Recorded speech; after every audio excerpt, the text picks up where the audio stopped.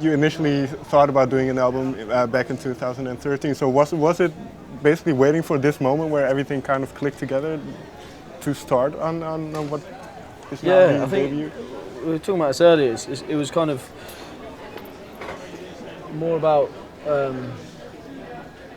constantly evolving the body of work, you know, and when there's no pressures on you outside of you know the core nucleus of the band, you have kind of carte blanche to just keep going and keep going and keep going. We've got a better song, we've got a better arrangement, we've got better sounds, we've got better this, we've got better that, and you just keep going and going and going and going. So until somebody says, or unless you say, here's a deadline, we need to draw a line under it, you can just keep evolving forever, and it will never be.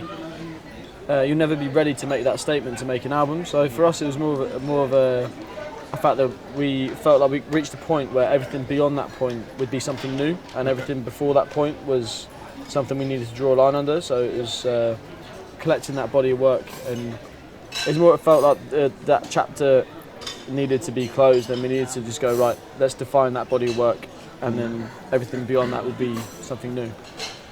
Were there then a couple of songs that kind of functioned as a blueprint for the album, or where certain songs gravitated towards? Yeah, I think one of the oldest song on the album is "Back to Shore," and it's kind of a really nice tip of the hat, I think, for us to our history as a band musically. I think that's probably the closest thing to a template that we've had, in terms of using the drum setup between Robin and Yanis to full effect, and James's guitar sounds, and but it being sort of based around this hypnotic acoustic guitar kind of thing. If you listen to like the new single Omaha, you can hear all those elements have been transferred into something like that, which is, you know, brand new. A couple of years later, 3 years later, 4 years later, whatever it is since Back to Shore was sort of conceived. All those same elements are there, you know, the finger picking, the big drums, the guitar parts, the big bass stuff. You know, that's really the template, I think. And I'm sure this is different for each song, but do you have a general way of working on songs? For example, if you take Omaha, did it come together in a similar way as the song you just mentioned? Back to Shore. Back to Shore. Yeah. Back to Shore was, I think. You had a more clear idea where you wanted to take Back to Shore, didn't you? Because I remember you coming in and you said, I can only say like my interpretation of it, but I remember you saying, I want a song that just keeps building. Yeah. So it was it's like an easy, idea like, that just goes like that. It's basically the same thing all the way through the whole song. It just kind of builds and builds, and luckily we've got enough tools to keep building a song like that. It's just the same groove, you know. Something like Omaha is, you know, it's still a basic song structure, like verse, pre-chorus, chorus. So it's not like pushing the boundaries in that way, but we had to be a bit more decisive about the actual approach that we're going to take. So I think it's maybe just a bit of a mature version of something that, like Back to Shore, which is kind of the immature version of Brother and Bones, for want of a better word. You know what I mean? It's just like, cool, yeah, that sounds cool, and it's got energy and it's got life. So yeah. And for the lyrics, then, I suppose you write most, or if not all, the lyrics. Yeah. So does that become a communal thing? Do you discuss it with? No, not really. So if I take Omaha, James, do you know what the song is about for him? I do, yeah. Only because when Rich had the idea for Omaha, he'd already said in a rehearsal, I watched this documentary and he'll fill you in more on about it. But it was just, he was telling us about Omaha and was like, I think I'm going to write about it, because he felt passionate about it. But it's historically it's quite rare. And you know, I don't know. It's kind of weird. I think because I used to write songs myself for a different band as well. I guess I can kind of relate to Rich as well. In fact, it is quite personal. I'm kind of like I'm not really going to probe him and be like, what is that about? So I mean, and Rich's kind of, his style as well is open for interpretation. So if I feel a certain way about a song, I'd rather just keep to how I feel about it, rather than ask him. And then, you know, if I don't agree with how, like, you know, the songwriter comes up with it, I don't want it to spoil my feelings for it. Do you know what I mean? Or if I've got my own interpretation of it. So I don't know. Yeah, it's kind of weird. Rich doesn't really sort of let on that much, but on that particular occasion, I know what Omaha is and a couple of others, I guess. And I can kind of assume what some are about, but I don't know. They're probably all about us. You, man. Yeah, I know. But Rich, do you then, because we talked about the more intimate songs you write, just you on acoustic, which isn't necessarily, which wouldn't necessarily work for Brother and Bone. So, but you mentioned about that the song he really wears his heart on his sleeve. So, do you hold back for certain songs? Yes, I think so. What do you mean? Like in what way? I think, well, because you don't let on like that. I think because Oh, you back in write terms way of- more like metaphoric and stuff like that. It's kind of you don't write stuff that's straightforward, like from a layman's perspective. I wouldn't be like, oh, that's about this situation. That's a really hard thing to do, though, and I think that's when you find yourself writing a load of shit songs. Is when you're trying to write something that's, if you're going to expose yourself that much lyrically with something, it's got to be really, really well done. Otherwise, it sounds like 99% of the shit songs on the radio. Yeah. Do you know what I mean? It's like it's a really, really hard balance to find. And then the same the other way, if you try and be too ambiguous and metaphorical about something, it can equally sound like you're just trying to punch above your weight, like you know, poetically or artistically. So it's, you know, I don't think there's any songwriter on the planet or lyricist that's going to sit there and go like, I've nailed every single thing I've ever done. I still look back at stuff and go like, I could have done that way better, or that line's too close to the bone, or that line's too, you know what I mean? It's a constant self-analytical process. Are certain songs then difficult to write, in terms of what you want to reveal about yourself, or? The hardest songs to write are all the songs I haven't written, I think, like, because they're just too hard to write, because you can know something so clearly in your head, but you can know something without knowing it in literary terms. You can really like, you can almost like picture and feel. It sounds really like contrived and pretentious and wanky, but I go what you're saying. you know, it's like any of us, you know, trying to explain ourselves. You're trying to explain yourself in a certain situation. Trying to explain how you feel. Explain how you feel to, you know, to that person or to this person. It's not always. Hungry. And a little bit tipsy. Yeah. Well done. 2 words. There you go. I don't know. You know, I get it. in a more in-depth kind of way, Yeah, I I know what you mean. suppose. Sometimes I want to start writing something that's not musical, because I feel like I'd be able to express myself better in that way, because it's so less confined by music. So, in answer to the question, yeah, I do find it hard sometimes.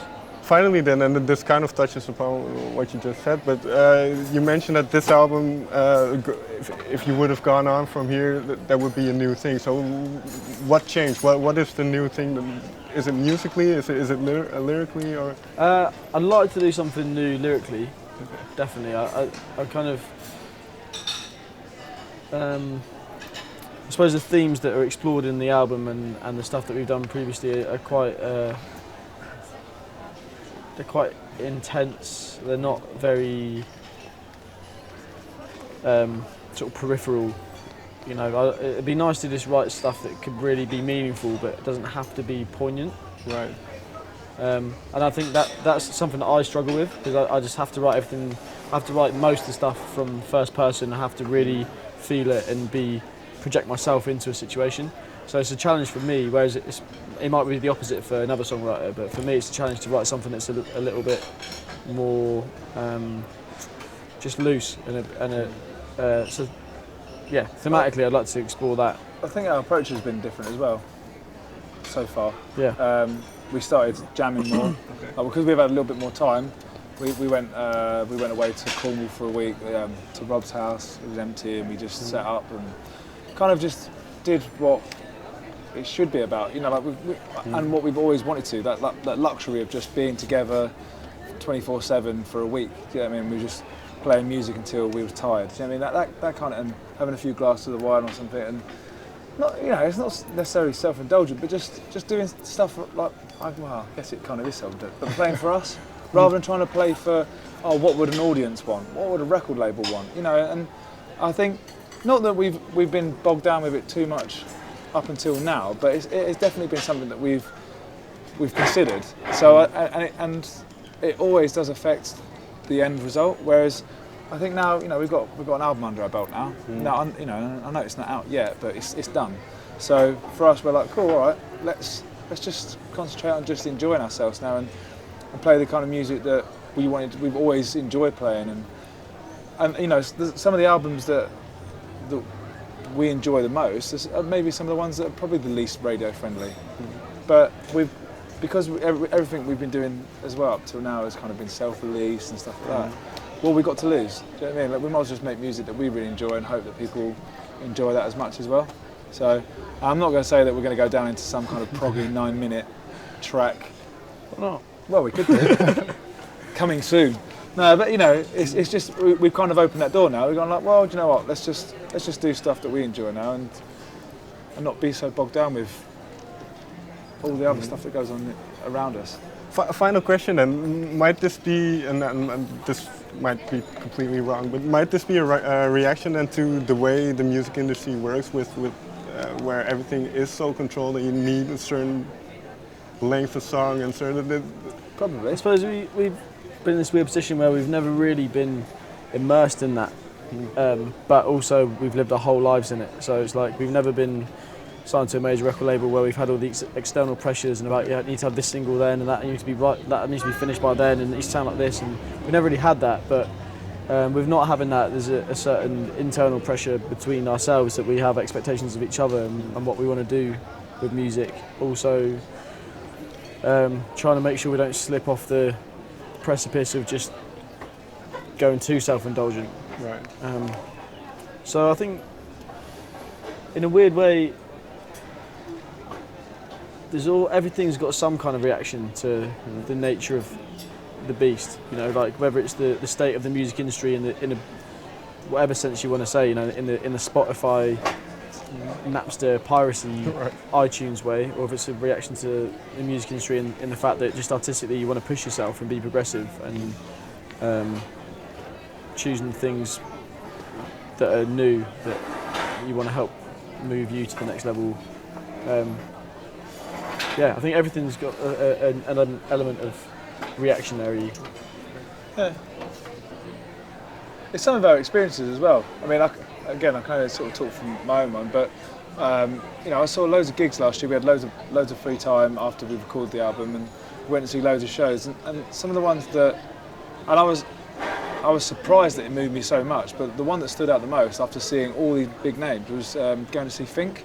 Okay. You know, and Fink is arguably, it's kind of got that electronica vibe, and it's, you know, it's got that kind of chilled out thing, and it blew me up, like it blew me away. I watched it. Yeah, it's just kids just walking on the wall. You know, it wasn't like big choruses and stuff like that. It was just, you know, maybe kind of like a jam for like 8 minutes or something like that, but, and like one idea that just keeps building and building. And that's the sort of stuff, and I was just like, oh, That's really amazing. I can't believe that's just made me feel this good, and then I'm banging on about it to other people and saying, you've got to go and see Fink. And it kind of makes you look at yourself and go like, well, if he can do that and I feel that way, why can't we? Right. So, I don't know, I mean, and that's got nothing to do with the record industry, do you know what I mean? It's just like going, just one experience that I've had, and just going like, well, we can do that too then. And it, you know, it was a big crowd. We had a big crowd, and everyone was just standing there, just like, this is amazing. So, why not? Like, I think the most important thing for us now is just to keep doing what we enjoy, and just do it for us. We're selfish, aren't we? We're all selfish, mate. All right, guys. Thank you so much for your time. No worries. Thank you. Cool, thanks, man. Thanks.